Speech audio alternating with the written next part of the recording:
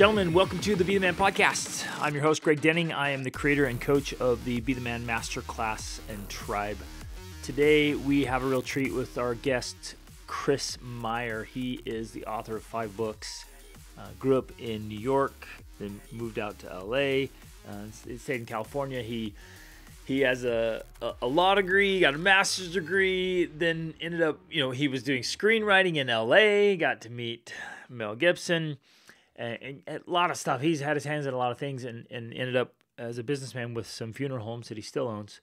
And now he has a role in some tech and health businesses that are starting up. He's got a lot going on, and there's a lot of great lessons in there for all of us.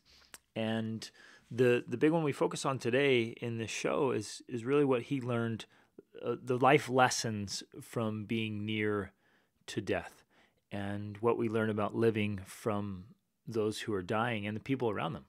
And we dive into some really touching and meaningful conversations about what is really important in life and understanding that in the moment, because it's so easy to get distracted and to get lost and to lose perspective.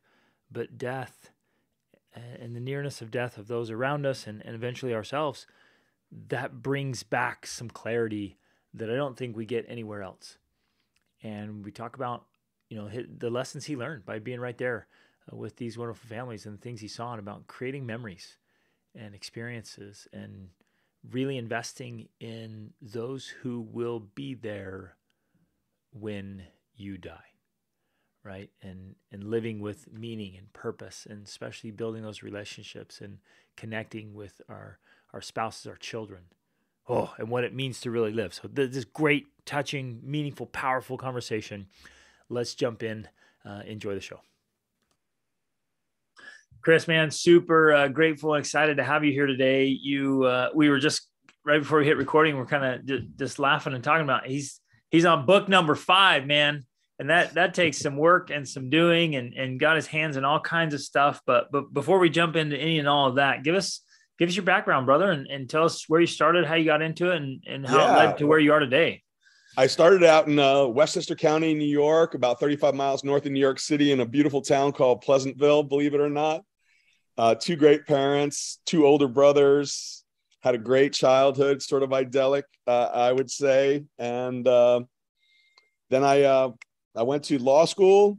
I went to Purdue University for a year and a half. Then I went to Brandeis in Northeast. Then I went to law school in Vermont, got a master's degree and a law degree, shot a low budget film in New York City, loaded up the car, drove to LA, spent 11 years there trying to be a screenwriter, got a manager and an agent, got a baby at the end of it, which was really the Peter Pan moment came to an end. And that was the beginning of life once I saw that little guy's eyes. And my wife and I ended up moving up near her family in Northern California. And believe it or not, the best option was a funeral home. She had a friend in the business, a mortician, who had always said solid business, good stuff. Jumped in it with him.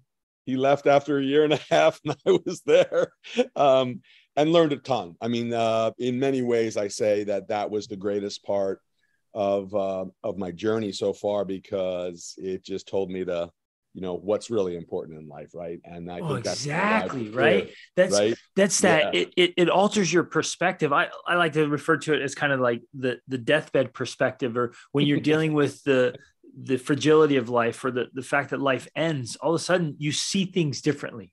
You do, right? And you were right with that day in and day out for years. Yeah. And I was with it in, like you said, day in and day out. I was sort of the behind the scenes guy. I thought I was going to be this behind the scenes guy. And in a small funeral home, you have to wear many hats, and started getting deeper and deeper into it. And I think, as I met with families, that was really what became apparent. I was hearing the same messaging from the surviving loved ones. They knew that I had a 1-year-old at home and another one on the way. And they were like, get out, bro, get out while you can, smell the coffee, be their coach and everything, go to every school play, because they were telling me, they said, look, he worked 40 years of his life, retired and died. What's the point?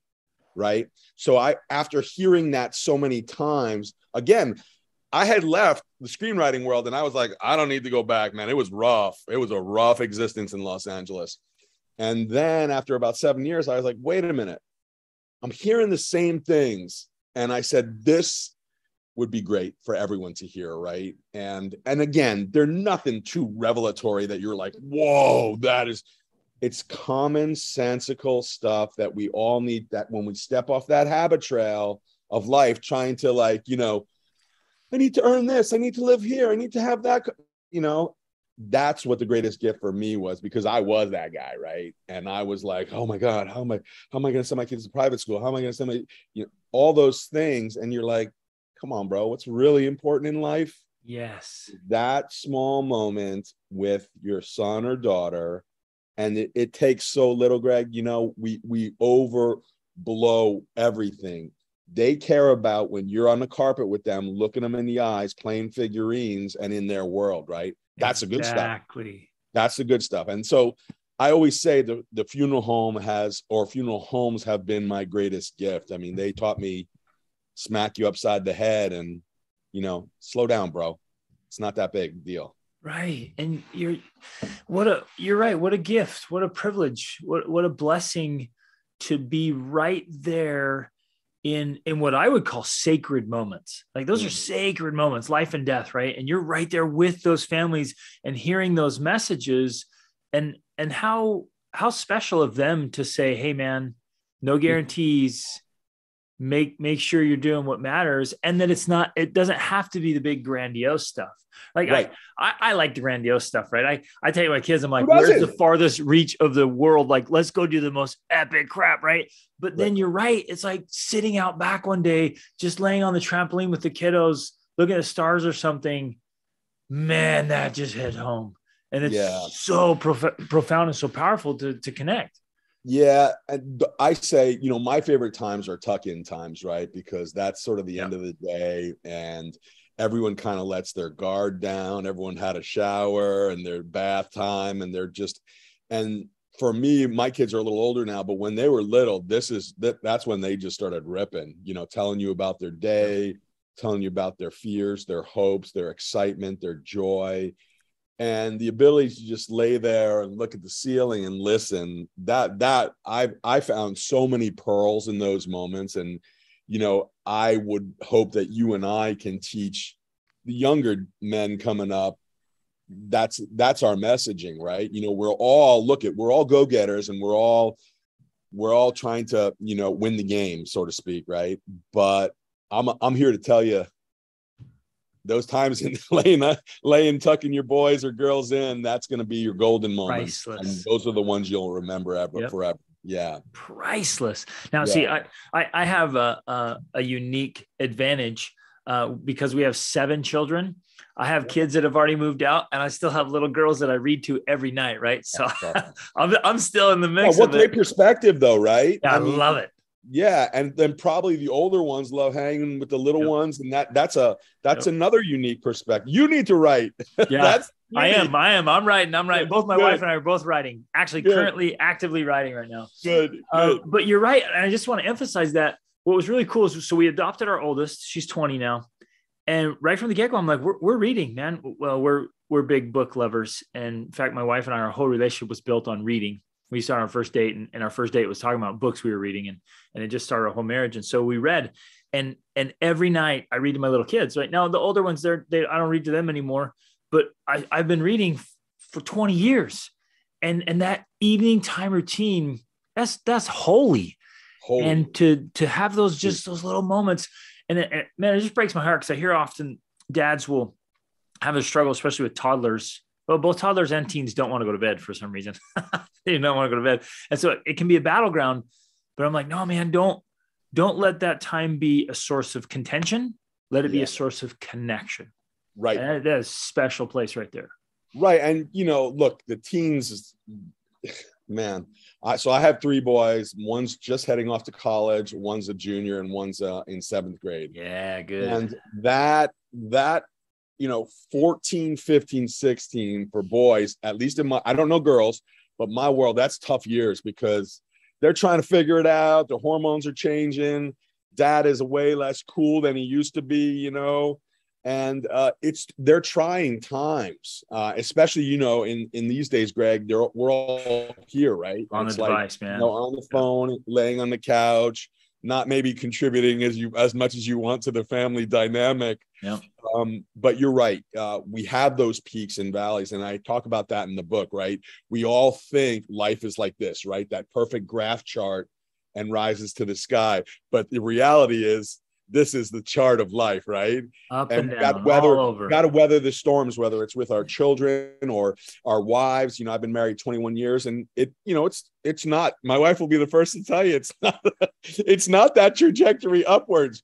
We have peaks and valleys, and I think, you know, from those valleys is where the good stuff, where you really start to understand and build on relationships, right? It's easy when things are going good, whether it's with your children, your business, or with your relationships, to stay up, right? That's good. Mm-hmm. But what happens in those valleys, right? And that's the good stuff. For me, it's like, whoa, you see shit go sideways, right? Shit goes sideways every day. If you're a small business owner, every day it goes sideways. How do you react to that? That's the key, right? And I'll tell you, I have friends or, you know, even relatives who are flustered with, you know, one child and, you know, a 9-to-5 job. And it's not for everyone. And that's why I think, you know, your program is really interesting, especially with entrepreneurs, right? You got shit coming at you from 100 different ways. And it really teaches you in those times, especially turmoil, you find out who the teammates you want are, right? Or who that is, who the good stuff is, who are the good people in your life, and how are we going to get through it together? Because no one really gets through this alone. I'll be honest with you. Right. You know? And well, man, let's dive into that a little bit more. And you find out what you're made of, right? I love to think about, especially lately, I've been thinking about this. It's one thing, you know, to be the man when things are going well and everything's great and it's smooth. And I hope that happens a lot. And in fact, for most of us, I hope that's the majority of your life. If things are going well and you're reading it. But what happens when they're not? When you're down in those valleys, when you're in those dips, when times are tough? I love to ask this question. Think about it, like, what kind of leader are you going to be? What kind of reputation are you going to establish?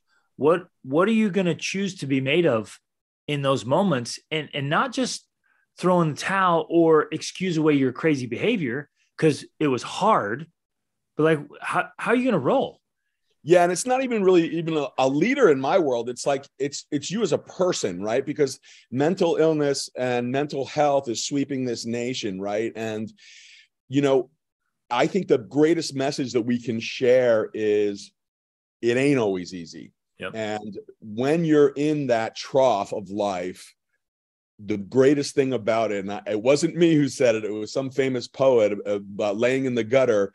And the best thing is that you could look up, you're looking up and you're looking at the stars, right? The stars from the gutter. And that is so true. It's such a great life lesson because I think a lot of us feel like we're in that trough of life or in the bottom, but that, you know, it's who you are. That's who the good stuff is. And I mean, with any business leader you talk to, they're like, the journey was way better than the result, right? Amen. And you don't realize it. You don't realize it because it's so damn hard sometimes. When you're in it. Yeah. Like, right. When you're in it and you're like, oh, how am I going to get out of this? And money troubles and relationship troubles and, you know, inventory troubles or whatever it may be. But I tell you, man, that's the cool stuff because that's the stuff they don't teach you in business school because you got to think on your feet and you got to pivot. Right. And that's from wherein the success is going. And it's really, you said it. I think you said it best. It's from within you, right? It's in that, do you have that fight, that resiliency? Exactly. And, I love that stuff. Oh man. So let's circle back to some of, I think you've had a unique perspective, especially being so close to death and to the loved ones who are experiencing it. Yeah. And even just, I'm looking here at the list of your 20 lessons, right? And I'm just like, we could do a whole podcast on each one of these because they're so good. But give us some of the ones, maybe stories, examples, big lessons that stand out to you that are so relevant to where most of us are at right now. Maybe it's business or work, money issues, like you talked about, family struggles, kids making their own decision, strain on the marriage, maybe on the health, worries about the economy and the future of the world. Like, what are the big lessons and takeaways you were able to glean from those years of that proximity to death and those who are experiencing it on this side?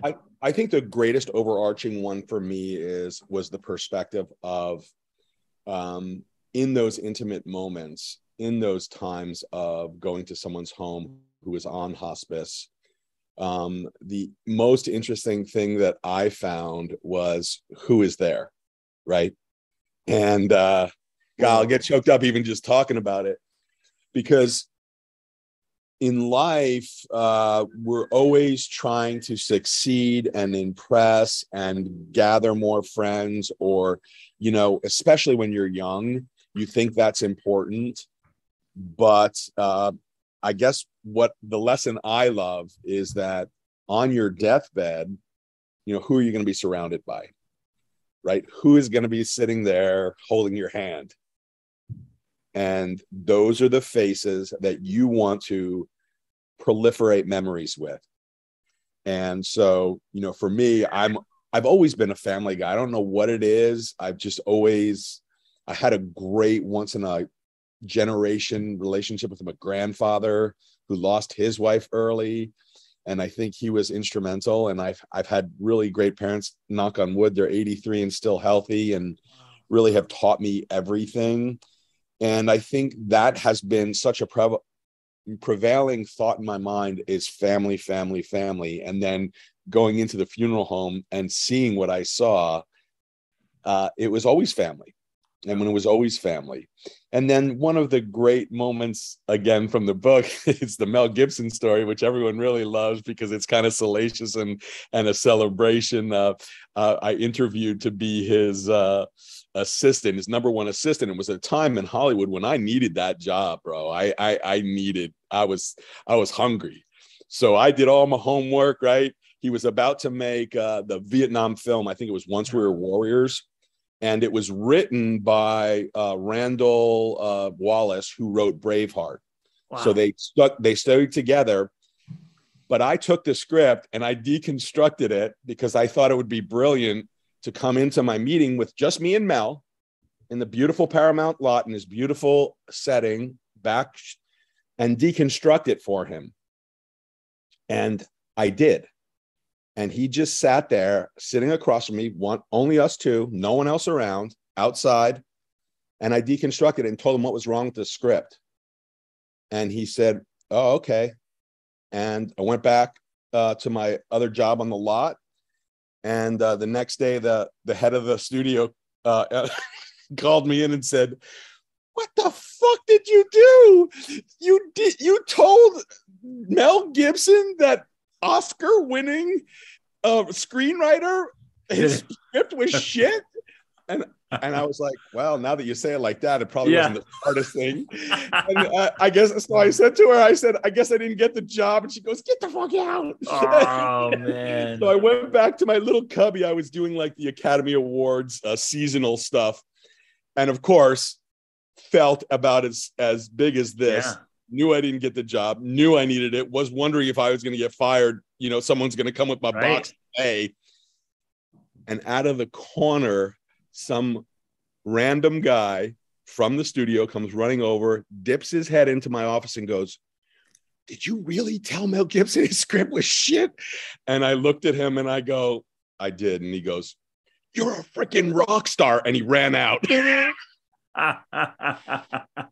So again, a failure moment that was pivotal in my career. I did not get the job. Yeah. But it taught me a couple of things. Taught me to go with my gut. My gut was wrong in that situation.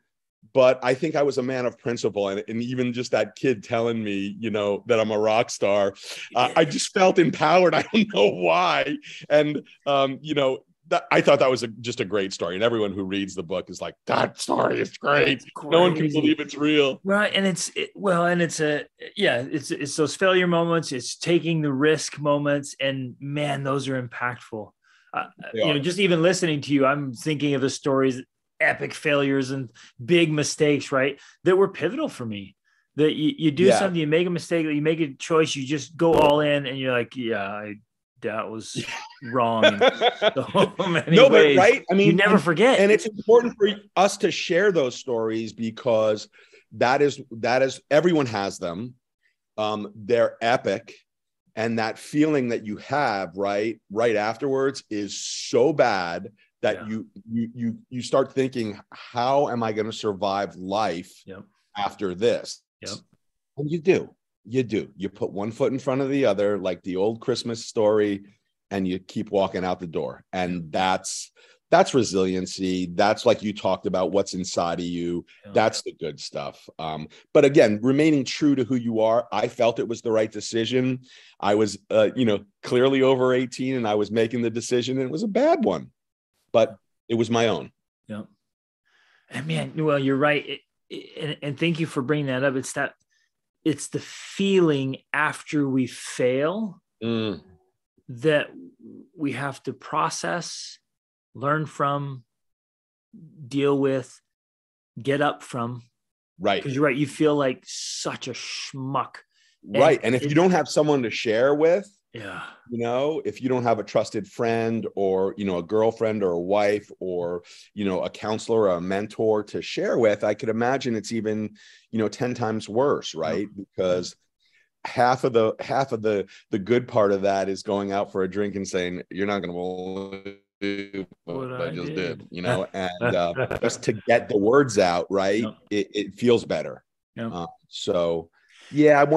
We got to share with people and tell them, find a mentor, find a friend, and talk about it. Talk about your failures, because it's not as bad as everyone thinks.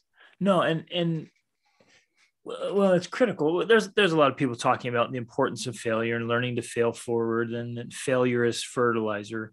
But it's just we're afraid of it. I wonder how much in life we have missed out on because of the fear of failing, or what's come up interesting is all the men I've worked with, the fear of failing and the fear of looking like a failure. Well, that seems to have a huge impact. That's a huge impact, because I think our lives, especially our lives in suburbia, is all about keeping up with the Joneses, right? And I'm the first one to say the Joneses don't exist. Or if they do exist, they're probably the most twisted family in suburbia. So don't try to keep up with the Joneses, Don't try to drive a special car. Don't try to look a certain way. It's not cool. It's funny. High school is such a great melting pot. And when, I happened to be the captain of my football team, and looking back, the most interesting people were the people I thought were freaks. And those are the people that are going to change the world. Those are going to be the Steve Jobs or the Wozniaks of the world. The people that are a little bit different and who stay true to themselves in their difference are the most interesting people to me. And they're the free thinkers of the world. And gosh, I wish I could go back and say, I'm sorry to whoever, might have wronged. I was never mean to anyone. I know that. But those people, I'm looking back and I'm saying, man, those are the people that were progressive at the time. They didn't realize that, right? Right. But they're willing to be unconventional, to be nonconformist. Yeah. Right? And that great quote by Rollo May is like, the opposite of courage isn't cowardice, it's conformity. And so there's some deep fear there that causes us to conform, where if we'll say, you know what, no, I'm gonna sing my own song. I'm gonna sing the song I was born to sing. I'm gonna do the thing that really matters. And of course, there's gonna be some failures. You're gonna fall on your face. But if you keep getting back up, you keep learning from your mistakes. I mean, don't just keep repeating your crap, right? Obviously. If you learn from it and get up, wow. Right. And the unconventional life is the more interesting, more fun life. I got to be honest with you. And I think, you alluded to, wow, Chris, you're writing books and you're a funeral home guy and you have internet sites. But when I made a very early decision, and I would say early, when I started in business, I've owned 17 years now, I've owned funeral homes. And very early on in that, I was like, I see what's happening every day. And I see the happenstance of life, right? People are dying for no reason sometimes, whether it's a motorcycle accident or just, an embolism in the head or whatever it is. I said, I ain't going out like that. I said to myself, I ain't going out like that. I said, I'm going out the way I want to go out. I'm going to have fun. And my children are going to know how much their dad loves them. Yeah. And that's a pledge I made to myself, I would say probably 3 years in. And nice. I had, 2 or 3 year old and another infant and probably another one on the way at the time. And I think it's really important for us. Our messaging should be, don't go out like that. Yeah. Don't conform, right? Especially your audience, right?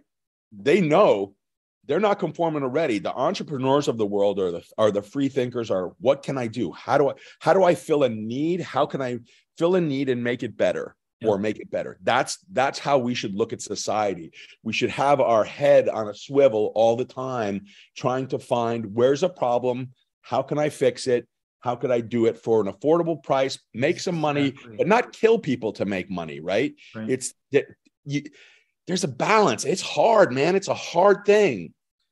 It's a hard thing. And but we have to declare this sovereignty and be willing to do life on our terms. Yeah. I love that. So, well, and I think that's a good lead into, let's hit a few more things you learned about what really matters, because when you get into that space, you've been describing those experiences, all the other stuff melts away. And what I heard you say just recently is like, again, family, again, letting your kids know how much you love them and cherish them and proving it, not just saying it, but proving it with time and attention and focus.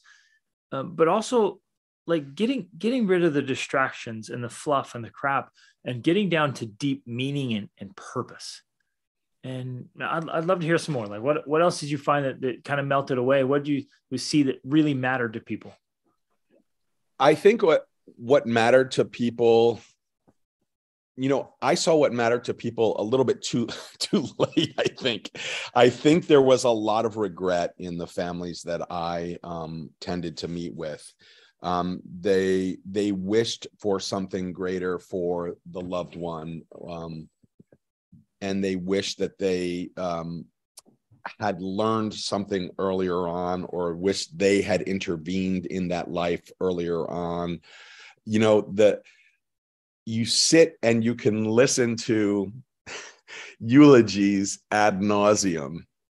And in sitting and listening, again, from my perspective, you could imagine that after a while, you're like, okay.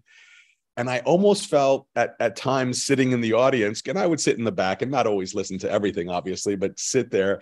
You wanted to just stop and say, did you fricking tell them when they were alive? Yes. Right. So all of this stuff you're saying all now, this stuff, right? Yeah. And you make it sound like a great person and you're making but did you tell them, right? And so like, that's kind of a big message for me, is like, tell them now. And it's so hard because we're all living our lives and we're all busy. We're a busy society. We're a busy world. But have you told the people how much they meant to you? Yeah. And, my parents were really good about that. I remember coming home from college and going to a Little League coach's house, and just on my own during Christmas break or during the summer break, and just knocking on his door and saying, I just wanted to thank you for what you did. And he would be like, they felt a little awkward and they're like, What are you talking about? And I'm like, I know that you came from work, you changed in the car, and you gave me an hour and a half of your time to teach me baseball. Yeah. And that means the world to me. And I think for the most part, I think I did it on two separate men, and I think they didn't know what the hell to say. Yeah. And one was sick, I know that, and his son then told me, who happened to be my friend, he told me years later, he's like, I can't tell you how much that day meant to my father. Yeah. So we're here for a short time, Greg, you know that. And I think it's important to tell those people in your life, whether it's a family member, a friend, a mentor, or just someone who ran through your life for a very short time, but was pivotal, right? We have those people, a teacher. I can clearly see teachers who had an interest in me, even though I wasn't the most interesting kid. Same. But connected with me and believed in me in that small moment of an hour and a half, 2 times a week. Yeah. And it meant the world to me. Yeah. And I think, we need to thank those people. And Absolutely. I try to do that, that's important. Man, just hearing you say this is, well, honor and kudos to you for making the effort to go do that. Same thing. I'm sitting here thinking of the people that were pivotal in my life, and they probably didn't realize it. And I was out on my own at 16. I don't know if you know my story. And I was just trying to survive. I was in survival mode. Oh, wow. And looking back, these people that just went out of their way to put an arm around the shoulder and say, hey, you got this, you can do this. That meant so much to me. Right. And at the time I was like, okay. Right. But later on, I'm like, whoa, I can do this. I can do this because so-and-so believes in me. Right. And then I had a chance, same as you. There was this gentleman, he went out of his way when I was out on my own. He and his wife, man, they would, anything I attempted, they were there to support me. And they were huge. And I thanked him then. But then after I got married, after I was into my career, after things were just going so well, I told my wife, I'm like, we got to stop and say thanks. And we did. And it was, oh man, it was so special. It feels good. So special. Yeah, it feels good to you. And I know it feels good to them. Yeah. I know appreciation, gratitude, empathy. Those are some of the underrated words in our world. But man, they mean the world to people. They do. They really do. I know they do. So it's worth all of us, those of you listening, and you and I, Chris, to do this even more, like more deliberately, more intentionally. Sit down, think about the people currently in our lives or in the past. Like, who do I need to reach out to? Who do I need to express love to? Who do I need to feel more love and gratitude for, right? Kind of open up the heart first. Wow. And then express it, right? That's a huge thing. Yeah, because it's not. Yeah. So I'm in Northern California. We have a horrible homeless problem, and I need to learn more and be more gracious, I think. And it's a problem, and it is a blight on our community, but it's trying to find that empathy, and man, we need more empathy in the world. Yeah. And I talk about it a lot in reverence for the elderly of our world. I'm not 100% proud of the way Americans treat assisted living communities. I understand the need for them, but I just think the European or the Japanese model of revering the elderly and keeping them in the home is something that we could all learn from. Yep. And I think, for me, I say it because when I was a teenager and young 20s, my grandfather was so much in our lives. And again, he didn't live with us, but he lived close to us. And that, I believe, young people and old people mixing, and it gave me such an appreciation for the elderly and reverence for his story. He's an immigrant like all of us, or many of us are. And having that sort of empathy of where he came from Germany on a boat and traded for money by his father. I mean, crazy stuff. Wow. And delivering milk and eggs and pickles up and down the streets in New York City in an unair conditioned truck. And so I try to share that story with my children and say, hey man, when you think you got it bad, yeah, you look at from the seeds you came from, and you say, I got this. Yeah. This ain't so bad, And I think that kind of reverence for the elderly. Again, I know you said it, the being gracious to like the homeless or finding gratitude, or it's tough. It's not always easy. Right. But it's necessary. Yeah. Oh, I couldn't agree more. Yeah. What's interesting about that is last year, my little brother took his life. Yeah. And at one point he was so into drugs and he was living as a homeless person under some overpass in California. That was my little brother. My little brother was one of those guys that we drive past and we're afraid of and disdain. And I've been thinking about him during this whole conversation. How, you're always thinking, what more could I have done? How could I have loved more, reached out more? How more? Was there something I could have done? The one thing I always go back to in my mind is I just randomly sent him a message on Facebook, said, "Hey, I love you, brother. Just want you to know I love you." And you know how it shows you it was delivered and then it was seen. It says seen. And then it was a few days later, I found out that he'd taken his life. Yeah. And there's always more, but you're right. We've got to think about who we can love and who we can reach out to and how we connect. And I love the extended family. As a family, we've traveled extensively, even lived in Latin America as well. They very much have an extended family connection that's very admirable, right? We've gotten so nuclear family here. It's just mom, dad, and kids. And yet, I love what you're saying. In fact, as we've traveled around the world, I've seen that in almost every other place. You're exactly right. Connected extended family, and they're intentional about it. Very intentional. And we need to be more intentional as a nation. Yeah. I truly do, because I don't get it. I don't get from where it comes from. And, I don't fully understand the whole dynamic. And it is such a great learning tool, and everyone learns and everyone benefits. I just, again, I ain't going out like that. And I told my parents, I said, it ain't happening for you. And, my mom called me 83 years old and called me 6 months ago and told me about visiting a friend in New York City. And she was in a home and, just laying in a bed. And she's like, don't you ever. And I said, Mom, you will never be there. Don't worry.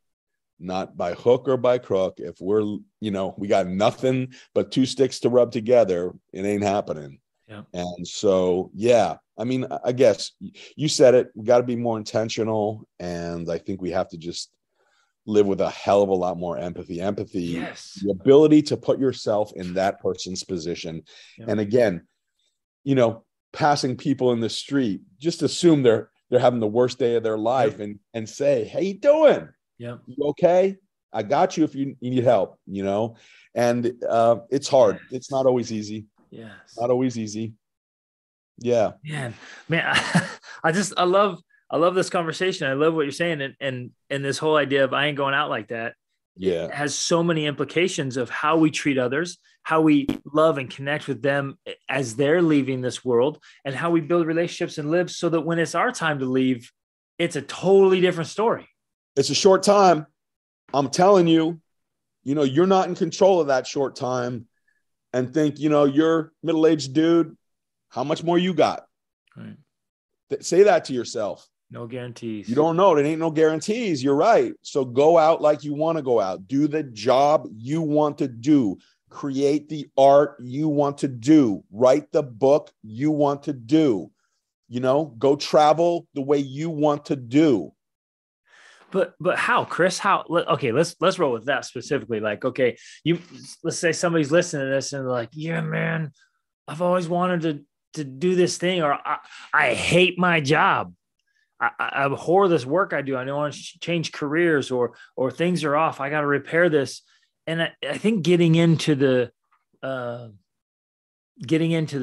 details and the grind of change.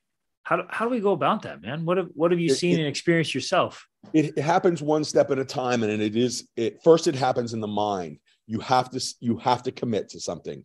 You don't make a rash decision. You don't quit a job. You start being intentional with all of your thoughts. Again, I'm a little bit of hoo-ha guy. I love The Secret. I believe in manifesting your own destiny. I believe in thinking positive.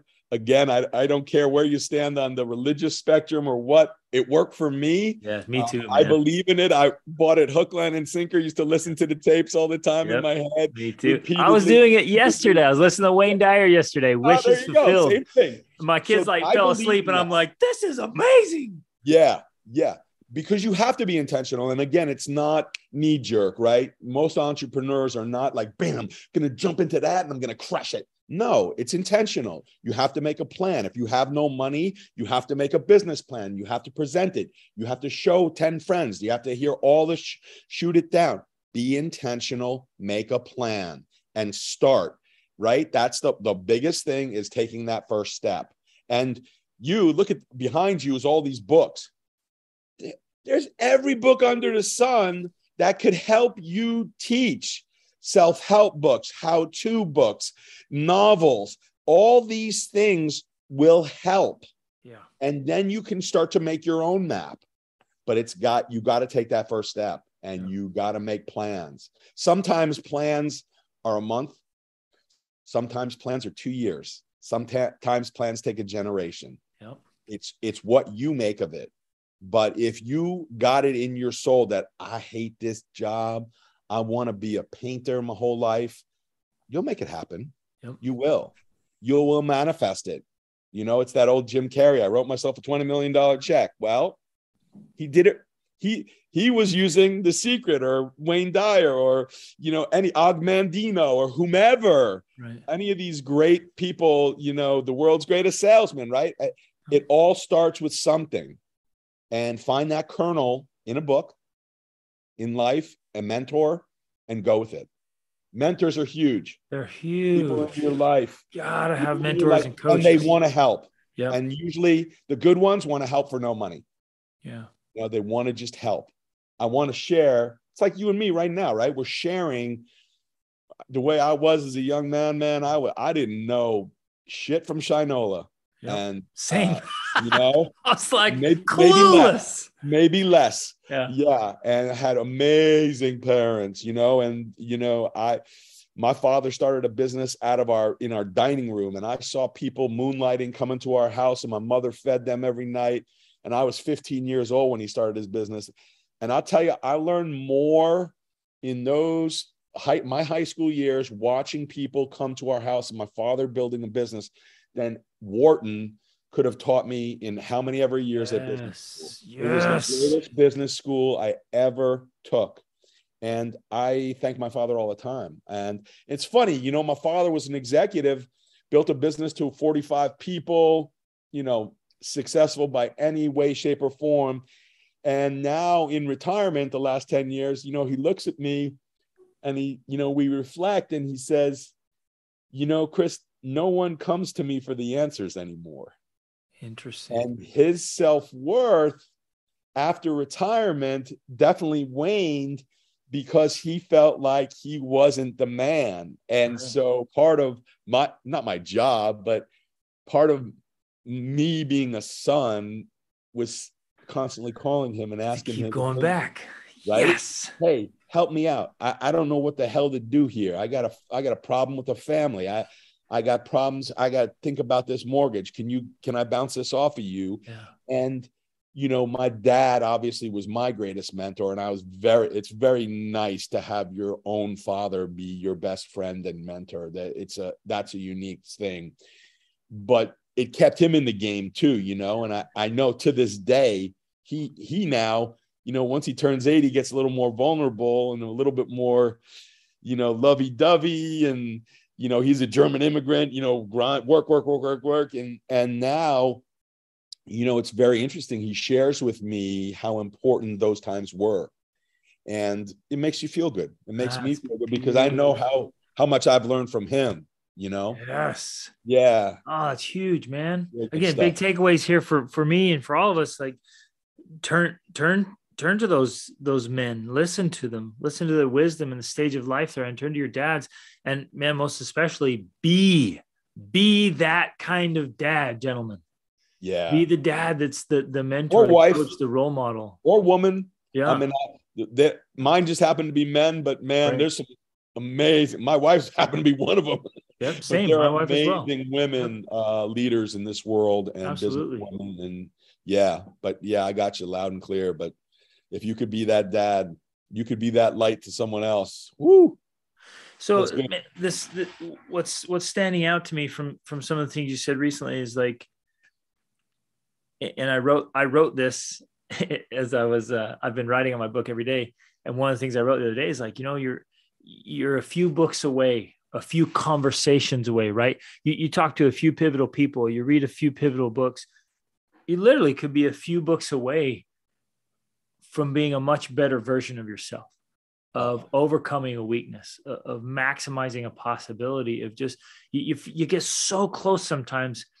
I can't even imagine how many people have gotten so close to their dream and then backed off.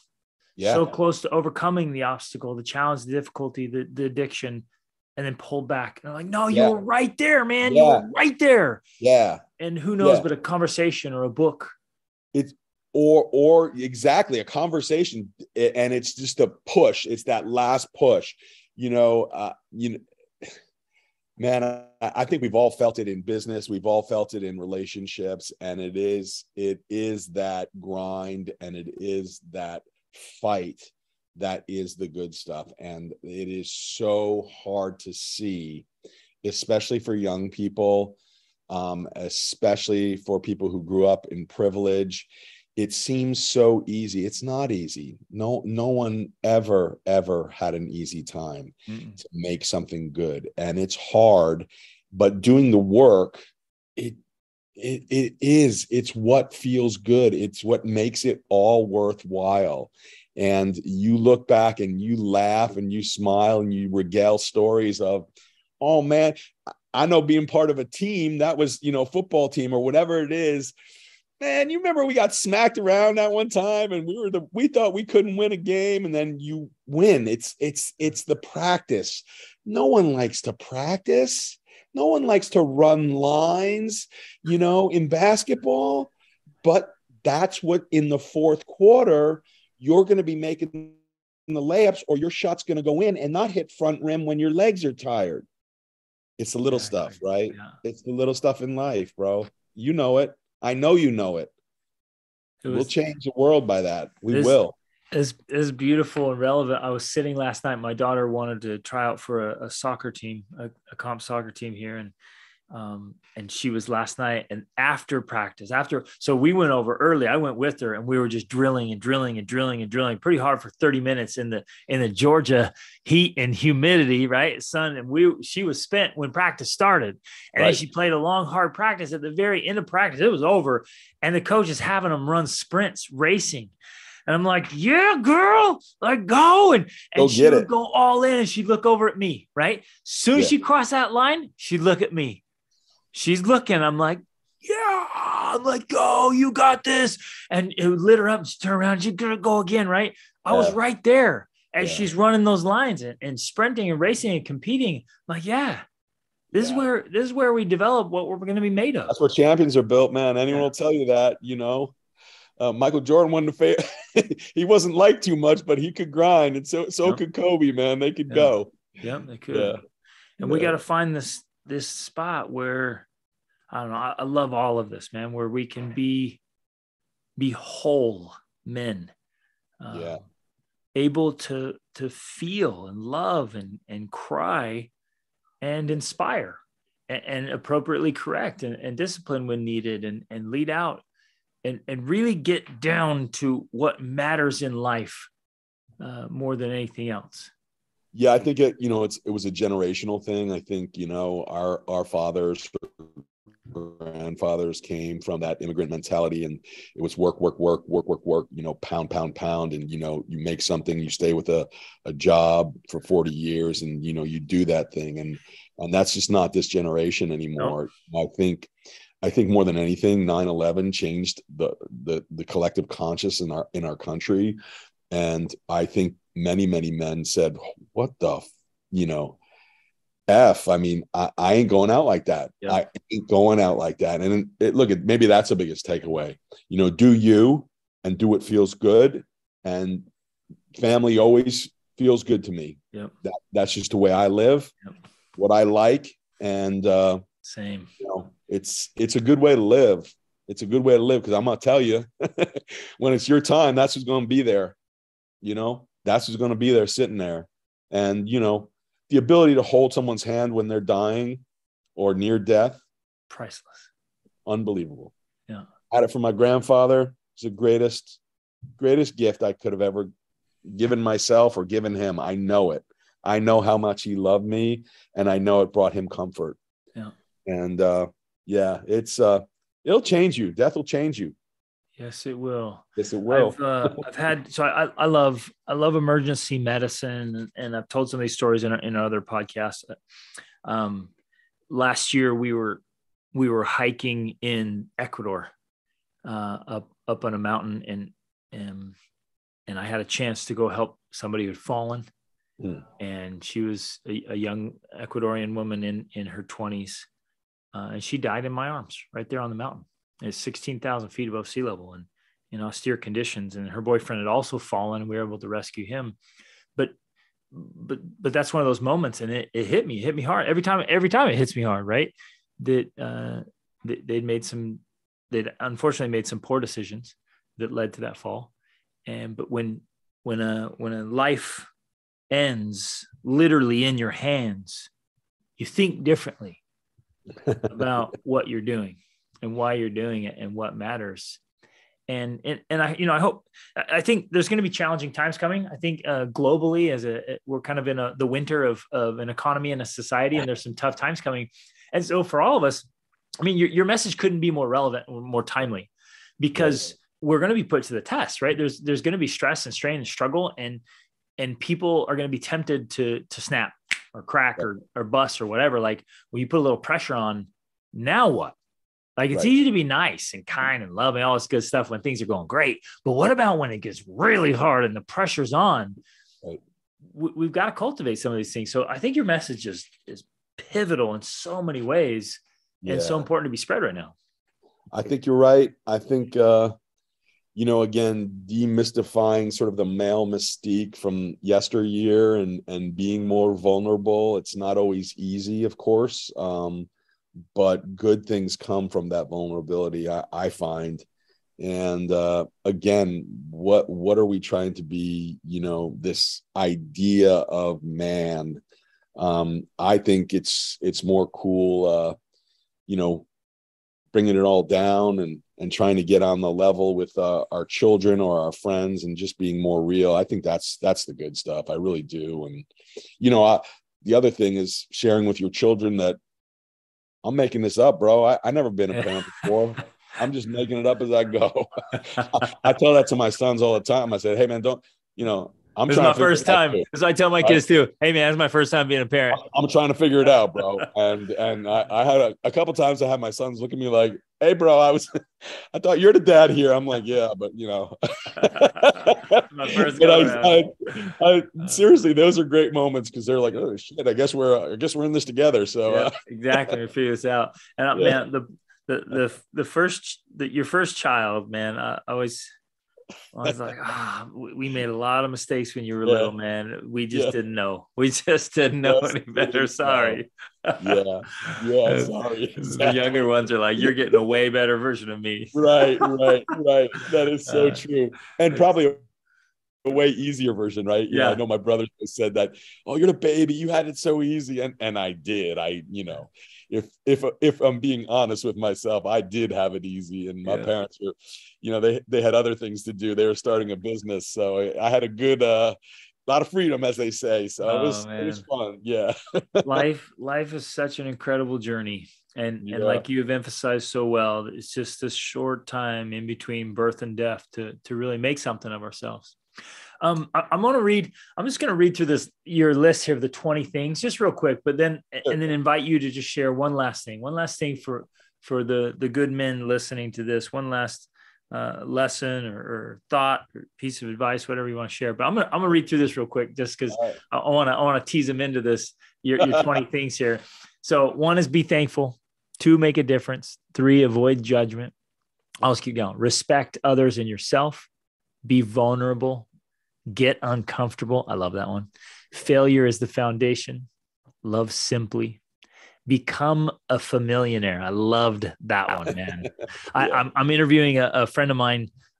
He wrote a book called Lifeonaire. Same principle. Like Yeah. make sure you're really wealthy in life. Be a life member. The familiar. I love that. Yeah. Make a few good friends. Be with self. Laugh. Enjoy food. Sweat, fiber, and water.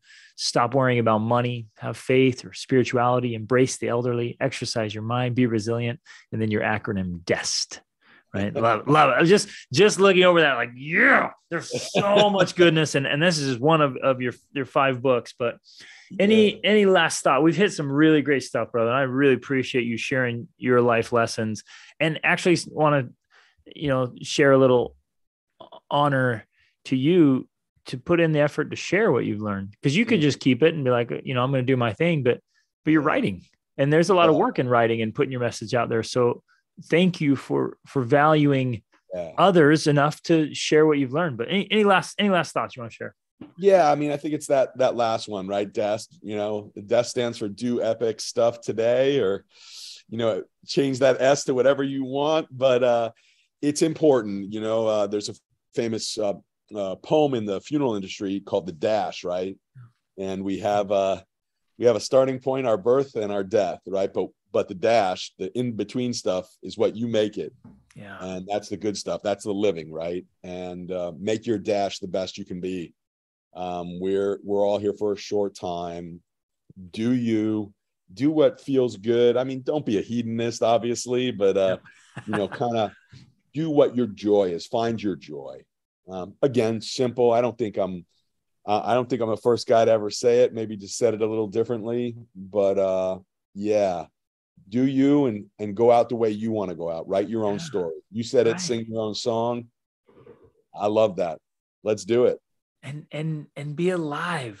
Somebody one time, stopped us and it was like, man, talking to my wife and I, and it was like, man, you guys sure have figured out how to squeeze the juice out of life. Right. And I'm like, yeah, that's it. Like, that's what I'm doing. I want to be alive while I'm alive. Cause Right. I've been there, when I was out on my own, I was homeless and no family, no friends, very little food, didn't know where I was going to stay sometimes. Man, life sucked. It was so horrible.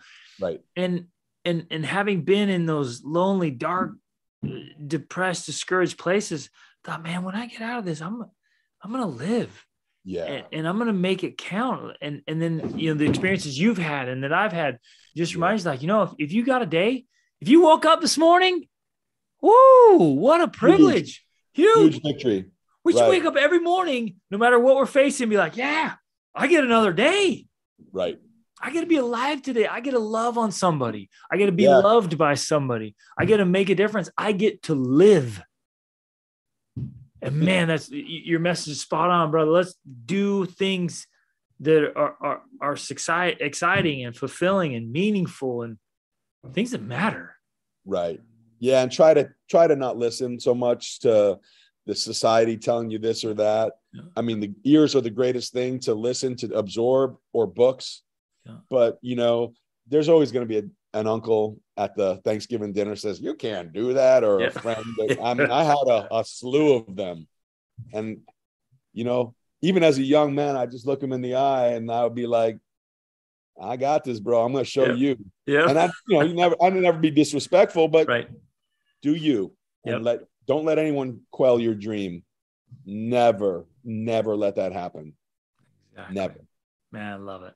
Thank you. Yeah, I really enjoyed talking to you, Greg. Thank you. Hey, where can they find you, connect with you? Yeah, where's the best spot? We have chrismeyerauthor.com is my author website. You can see me on Amazon. I got a little author thing there with my books.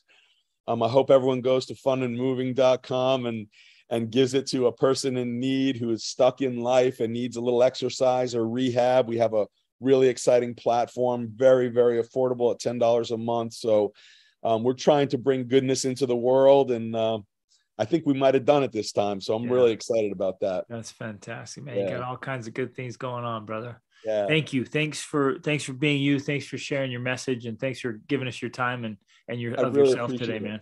Thank you for the opportunity, Greg. It was really nice talking to you. Yeah. Gentlemen, thanks for making the time to listen to this. I hope you took away some impactful perspectives, and I hope you'll write some things down if you haven't already. make some adjustments and some investments in relationships. Maybe there's someone you need to forgive, or someone you need to ask for forgiveness. And I'm guessing all of us can make deeper and better, more meaningful investments into our relationship. So why don't we think about your spouse first, and how's that going? What do you need to do to make that right? To get it in the best place. Now, some of you might be divorced. Some of you your marriages might be struggling right now, or they might be fantastic. Wherever that's at, what can you do as your very best self? How can you invest in that relationship? How can you make it better than it is? Whether it's really in a bad spot or it's really in a fantastic spot, how can you make it even better than it is? How can we invest there with this big long-term perspective?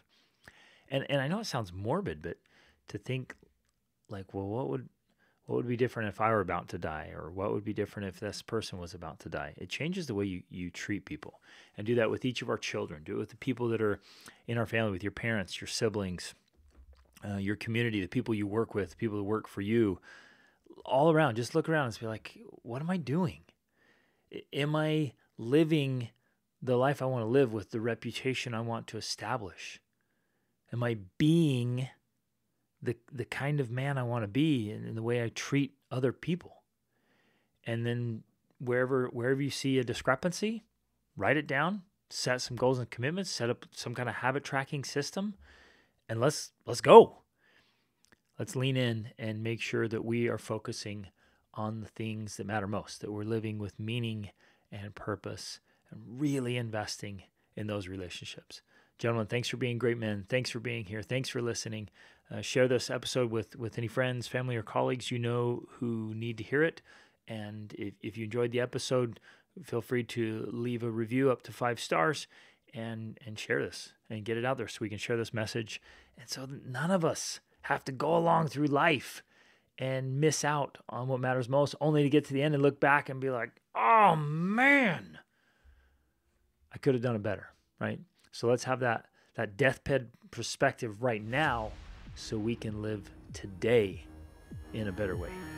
Be the man.